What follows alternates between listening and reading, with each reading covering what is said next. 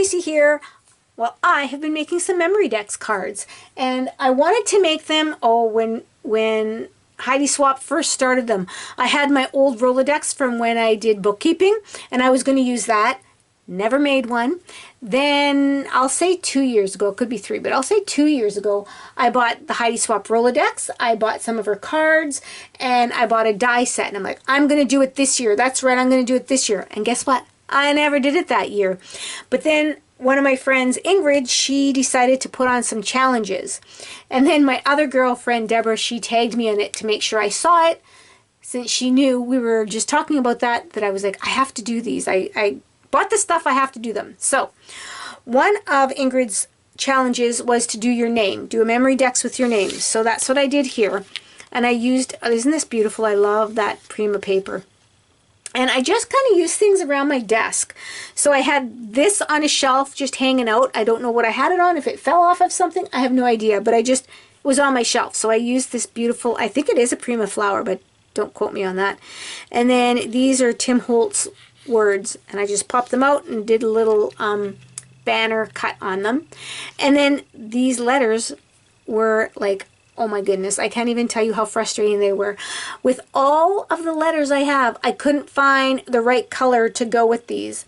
So I tried to color some up. I found a really nice, some stickers, but it had a capital T and then the rest were lowercase. And they were all this color, like a really nice pink, and it would have went well with it, except the Y wasn't lowercase. And I'm like, nope, can't use that. So on to the next idea. So I have these, they're like a chipboard type, and they were a peachy color.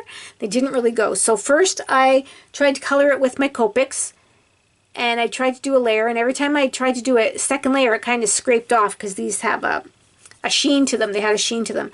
So I'm like, okay, well, what am I going to do then? So then I don't know how many times I tried different things. I tried inking them, and I don't think they really took to the ink either, if I remember correctly. So I ended up putting gesso on them, and then coloring them with my Copics, or my Sharpie. No, I think it was a Copic I colored them with. And then I put some pink sparkle on them. So I think they go pretty good now. But I'll tell you, you never think that, you know, my girlfriend's like, just put the letters on them. But it's like, no, I have to have the right color. So there's that one. And then on the back, I wrote is it Urban Dictionary? I wrote the meaning of my name. And I might put a picture of me here. I'm not sure about that one yet. So there's that. It's funny that when I think I'm done, I always think of something else to add to it. And then the second week, her challenge was snow. So I cut out this one off this really pretty paper. And then I had made these, I think they're Tim Holtz snowflakes. The accordion or medallion, whichever name you want to call them, they're those snowflakes. So, no. Are they? Maybe not. Maybe he didn't have snowflakes. You know what? I have to say I probably made this like 10 years ago, honestly. And it just was floating around my room, so I added it. And then I was gifted this, I don't know how many years ago, the snow globe. So I decided to make that. And then this was an image that I colored up. And then so I made it a shaker card. And I think I told you that her